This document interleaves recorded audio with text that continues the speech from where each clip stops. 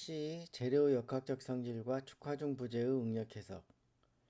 재료 역학적 성질 부분에서는 우리가 구조물을 설계할 때 구조 부재를 선택함에 있어서 어떠한 재료로 만들어진, 어떠한 재질로 만들어진 부재를 쓰는 것이 구조적으로 유리한 것인지를 판단할 수 있도록 도와주는 그런 내용들로 구성이 되어 있습니다. 우리가 구조 부재를 설계하거나 선택을 해야 될 때 고려해야 되는 사항이 두 가지가 있을 수 있죠. 첫 번째는 단면의 형상입니다. 어떠한 단면의 모양으로 만드는 것이 구조적으로 유리한지. 두 번째는 어떠한 재료로 만들어진 부재를 쓰는 것이 유리한지, 구조적으로 유리한지 판단할 수 있어야 합니다. 어떠한 단면의 형상을 쓰는 것이 유리한 것인지는 우리가 B 챕터에서 단면의 기하학적 성질에서 이미 공부를 했었고요. 이번 C 챕터에서는 구조 부재의 재질에 따른 역학적 성질을 배우게 됩니다. 토목 구조물에서는 일반적으로 콘크리트 대표적인 재료가, 그다음에 스틸, 기본적으로 두 가지죠. 이 스틸이라든지 콘크리트에 대한 것을 중심으로 재료 역학적 성질을 설명하도록 하겠습니다. 자, 재료 역학적 성질을 설명하기에 앞서서 재료 역학적 성질로부터 우리가 뭘 얻을 수 있는지를 한번 생각을 해보겠습니다. 여기에서부터 응력과 변응률의 개념을 얻을 수 있습니다. 응력의 개념을 이해하려면 부재의 내부에 생기는 내력에 대한 개념 이해가 있어야 되고, 내력을 이해하려면 외력, 하중에 대한 개념 이해가 있어야 되고, 그러려면 힘의 평형에 대한 개념 이해가 있어야 됩니다. 한 사람이 밧줄이 매달려 있습니다. 이 밧줄을 고정하고 있는 고정점은 사람이 매달려도 움직이거나 처지거나 하지 않습니다. 그렇다는 얘기는 이 사람의 몸무게가 600N이라고 봅시다. 약 한 60kg 정도 되는 것이죠. 사람 몸무게가. 힘의 평형의 개념을 생각을 해보면 중력 방향으로 60kg 포스가 작용한다는 얘기는 어디에선가 60kg의 힘의 크기는 같고 방향이 반대인 힘이 존재해야 된다는 것을 우리가 이미 A 챕터에서 배웠죠. 힘의 평형 부분에서. 그 반대되는 힘은 아마 이 로프를 고정하고 있는 고정점에 생길 것이라고 예측할 수 있겠습니다. 그래서 이 외력, 하중이 작용하게 되면 힘의 평형에 의해서 작용하는 힘만큼의 반대 방향의 힘이 구조물의 지지점, 고정점에는 존재하게 된다는 것이죠. 이러한 힘의 평형의 개념은 전체 구조물에 대한 힘의 평형 개념입니다. 전체 구조물에 대한 힘의 평형 개념으로부터 우리는 외력, 하중이 작용하게 되면 뭘 구할 수 있다고요? 반력을 구할 수 있게 됩니다. 이 부분이 반력이죠. 반력의 크기는 600N. 그러면 이 60kg이라는 하중의 힘이 지지점으로 전달이 되기 위해서는 이 로프는 해야 되는 역할이 작용하는 하중을 지지점으로 전달해 줘야 되는 역할을 하게 됩니다. 이 로프가 얼마만큼의 힘을 받고 있다는 뜻이죠. 이 로프가 받고 있는 힘을 알아보겠습니다. 이 로프가 받고 있는 힘은 외력에 의해서, 하중에 의해서 로프 내부에 생기기 때문에 그 힘을 우리가 내력이라고 합니다. 이 내력의 크기를 알아보는 것도 힘의 평형 원리를 이용하는 것이죠. 다시 한번 그림을 그려보면 60kg, 600N이라는 힘이 작용을 하게 되고 로프가 있습니다. 로프의 끝에는 600N이라는 힘이 작용을 하고 있고요. 전체 구조물이죠. 이 구조물의 일부를 가상으로 절단을 해 보겠습니다. 그러면 이 구조물은 어떻게 그림이 그려지냐면 600N 그리고 절단된 로프가 이렇게 있겠죠. 여기에서도 힘의 평형이 이루어져야 된다는 것입니다. 600N이 상향으로 작용하고 있기 때문에 이 로프의 안에는 눈에는 보이지 않지만 600N이라는 힘이 이 상향의 힘과 반대 방향의 힘으로 작용해야 된다는 것을 알 수 있겠죠. 이 로프의 안에는, 로프의 내부에는 600N이라는 힘이 아래 방향으로 작용하고 있겠구나라는 것을 알 수 있다. 이 힘이 무슨 힘이냐면 내력이고, 로프의 축 방향, 로프의 축이죠. 로프의 축 방향으로 작용하고 있기 때문에 축력이라고 얘기를 합니다. 축력. 그래서 축력을 우리가 P라고 쓰기도 합니다. 굳이 구분을 하자면 외부에서 작용하는 힘을 포스라고 해서 F로 쓰기도 하고요. 내력은 포스와 구분하기 위해서 P라는 문자를 사용하기도 합니다. 그렇지만 두 개를 구분하지 않고 쓰기도 합니다. 그래서 일반적으로 P를 쓰게 된다. 우리가 이제 힘의 평형의 원리에 의해서 간단하게 외력이 작용하게 되면 그 외력에 의해서 지지점에는 반력, 반대 방향에 반력이 존재하게 되고, 반력이 존재한다는 얘기는 하중을 반력으로 전달시켜주는 그 역할을 하는 것이 로프이고 구조 부재가 되겠죠. 구조 부재는 힘을 전달시키는 과정 중에 내력이 발생하게 되는데, 그 내력은 물론 종류가 4가지가 있습니다. 그렇지만 이번 시간에는 한 가지만 설명을 하겠습니다. 이 내력은 부재의 축방향으로 작용하고 있기 때문에 축력이라고 얘기를 한다. 이 부재가 받고 있는 힘의 크기는 600N이라는 것을 우리가 알 수는 있지만, 여기에 한 가지 지금 고려하고 있지 않은 사항이 있죠. 로프의 지름입니다. 단면의 형상.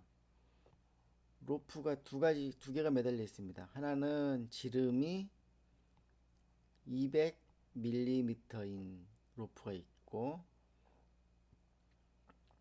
하나는 지름이 20mm인 로프가 있다라고 생각을 해봅시다. 작용하고 있는 하중은 똑같이 600N입니다. 그러면 반력도 600N이 각각 발생을 하겠죠. 즉 로프에 생기는 내력의 크기는 이도 똑같이 600N씩이 부재의 내부에, 로프 내부에 축력으로 존재하게 되겠죠.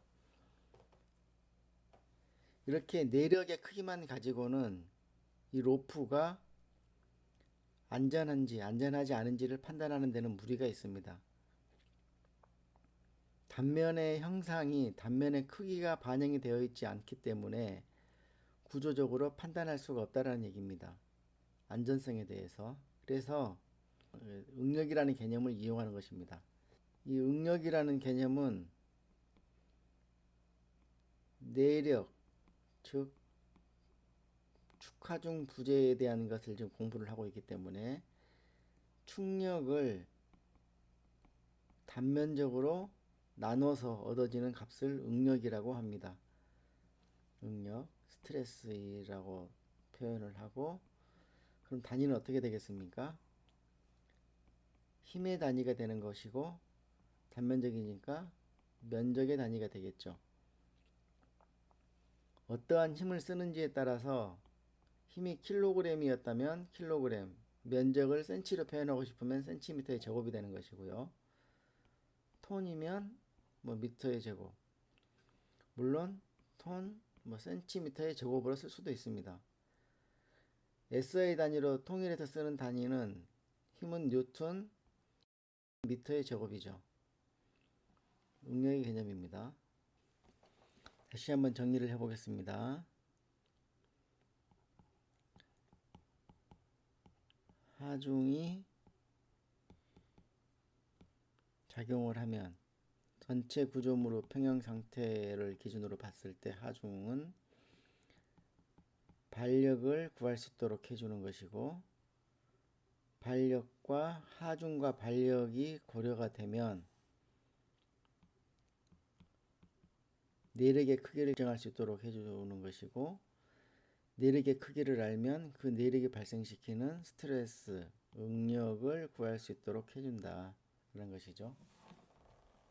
내력만 가지고는 이 부재가 파괴에 도달하는 상태인 것인지 아니면 안전성을 확보하고 있는 것인지를 판단하는 데는 무리가 있다. 왜? 단면의 크기가 반영되어 있지 않기 때문에, 형상이 반영되어 있지 않기 때문에 단면의 형상을 반영해서 다른 부재들이 받고 있는 힘의 크기를 상호간의 비교가 가능하도록 하는 것이 응력을 이용하는 것이죠. 응력의 개념을. 그래서 응력은 작용하고 있는 힘을 단면적으로 나눠준 것입니다. 쉽게 생각해서 이렇게 잘라냈다고 보면 면적이 당연히 커지게 되겠죠. 이건 단면적이 아니죠. 그냥 경사지게 잘려진 면이죠. 단면적이라고 하는 것은 부재의 축과 직각 방향으로 잘려진 면이죠. 그래서 이 단면적을 구할 때 원형 단면이면 4분의 파이 d의 제곱 이렇게 구할 수 있는 것이죠. 결국 응력은 하중이 발생시키는 것이고요.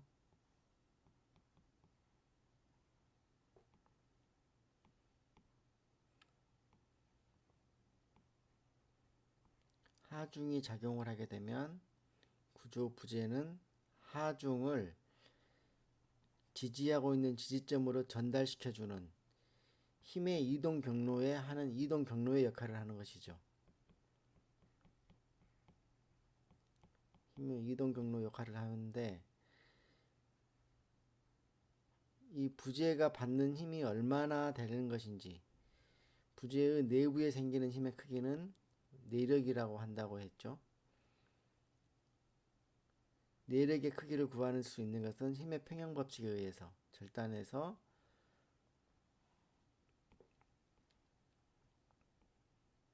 얘가 F면 힘의 평형 법칙이 성립을 하려면 크기는 같고 방향이 반대인 힘의 크기가 있어야 된다. 이 F는 내력 P의 크기와 같다.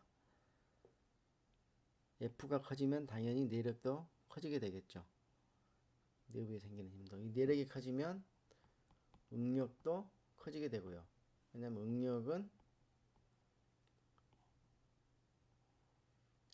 응력은 작용하고 있는 내력을 단면적으로 나눠준 값이니까.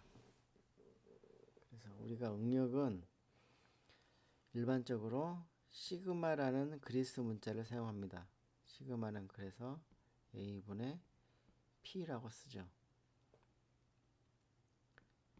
P의 단위는 SI 단위를 쓰게 되면 뉴턴, CGS나 MKS 단위를 쓰게 되면 뭐 킬로그램 포스나 톤이나 파운드나 이런 단위들이 있겠죠. 힘의 단위는. 얘는 면적은 뭐 당연히 미터 곱하기 미터겠죠.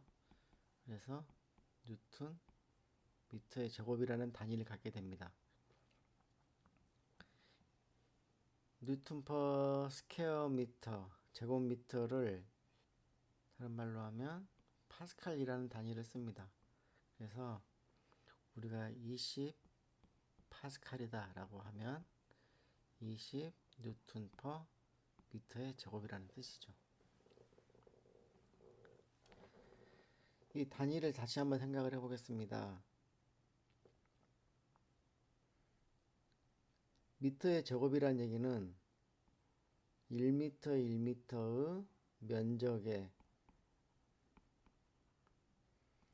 작용하고 있는 힘을 의미하는 것이죠. 그래서 얘를 다시 풀어 써보면 20뉴턴 1m 곱하기 1m 라는 개념이죠.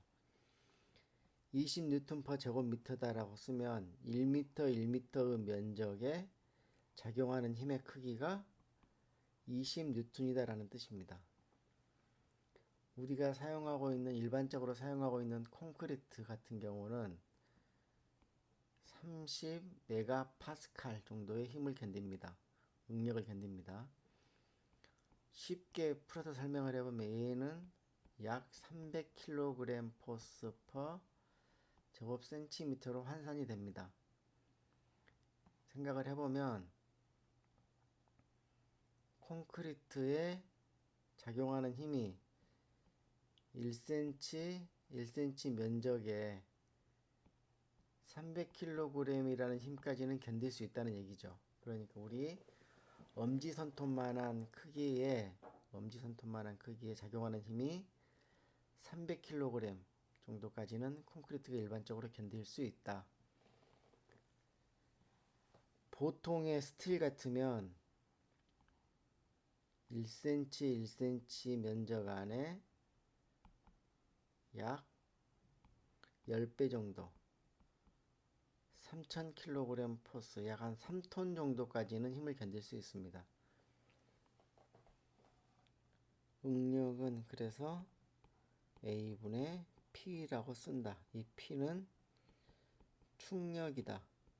축방향력으로 작용하는 힘. A는 단면적이다.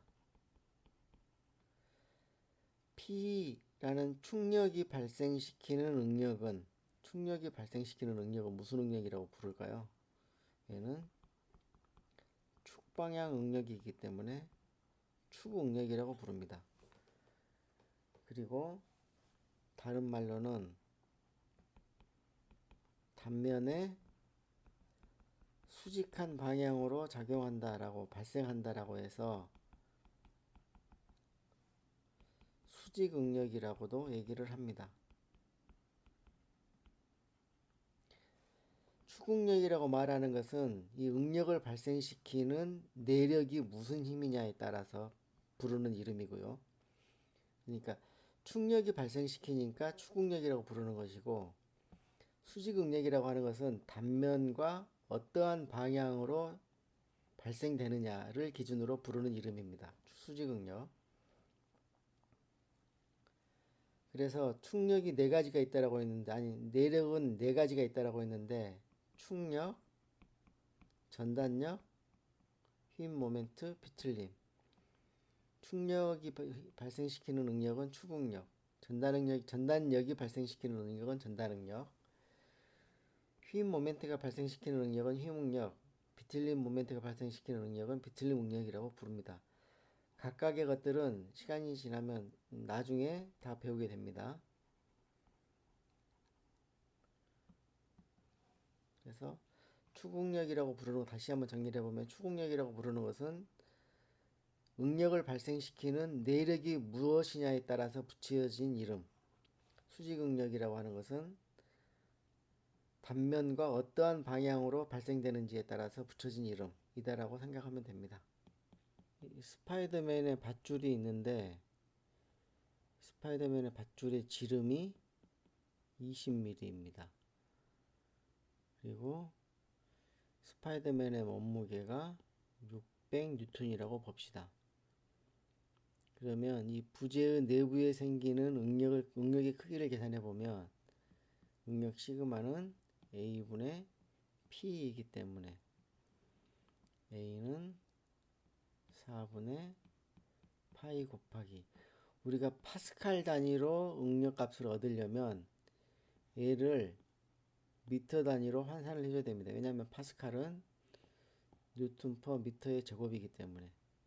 그러면 0.02 미터가 되는 거죠. 지름이 0.02 제곱. P는 600 뉴턴. 계산을 해보면 190-9859 파스칼이 나옵니다. 단위가 길죠. 에러가 나기 쉽습니다. 얘를 다시 표현해보면 1.9 곱하기 하나, 둘, 셋, 넷, 다섯, 여섯, 10의 6승 파스칼. 10의 6승을 표현하는 또 다른 문자가 있죠. 1.9 메가 파스칼, 10의 6승이 메가죠.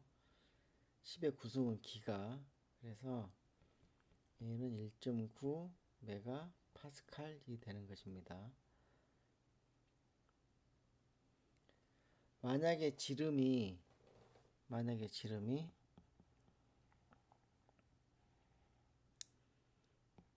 10mm다. 그럼 어떻게 되겠습니까?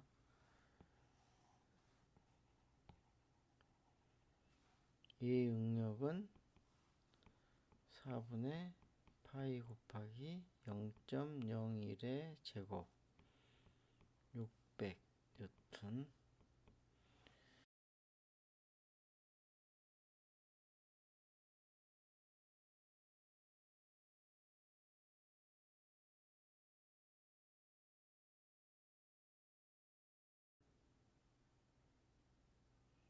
7.64 곱하기 10의 6승 파스칼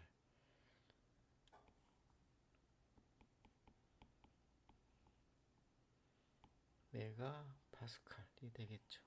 메가 파스칼 이렇게 표현하면 됩니다. 그러니까 작용하는 외력의 크기는 같다 하더라도 단면적의 사이즈가 변하게 되면 발생되는 응력의 크기가 변하는 것이죠.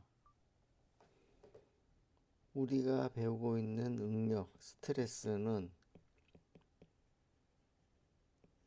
의학 용어로도 사용이 되고 있습니다. 스트레스는 외부에서 어떤 요인이 작용하게 되면 우리 사람들 내부에 생기는 긴장감이나 정신적인 압박감 이런 것들을 얘기하는 것이죠.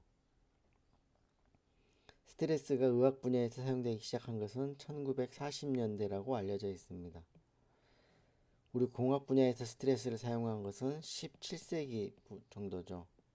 그래서 어떻게 보면 의학 분야에서 우리 공학 분야의 용어를 가져다가 사용하고 있다고 볼 수도 있겠습니다. 다시 설명을 해보면 A라는 사람과 B라는 사람이 있다고 볼 때 외부의 자극 요인이 10이라고 봅시다. 같은 크기의 10이라는 외부의 자극 요인이 주어져도 사람이 각자가 받아들이는 스트레스의 강도, 크기는 서로 다를 수 있다는 것입니다. A라는 사람이 가지고 있는 여러 가지 요인들, 외부의 자극 요인에 대응하는 그 역량에 따라서 A라는 사람과 B라는 사람은 A라는 사람과 B라는 사람이 받는 내부에 생기는 스트레스의 강도는 서로 같지 않다는 것이죠. 개념이 공학에서 사용하고 있는 응력의 개념과 비슷하다는 것을 우리가 알 수 있습니다. 응력에 대한 개념 설명은 이것으로 마무리하도록 하겠습니다. 실제 응력을 구하는 과정, 인장응력, 압축응력, 다음에 여러 가지 요인들에 의해서 발생되는 응력의 개념은 문제를 풀면서 자세히 설명하도록 하겠습니다. 이상입니다.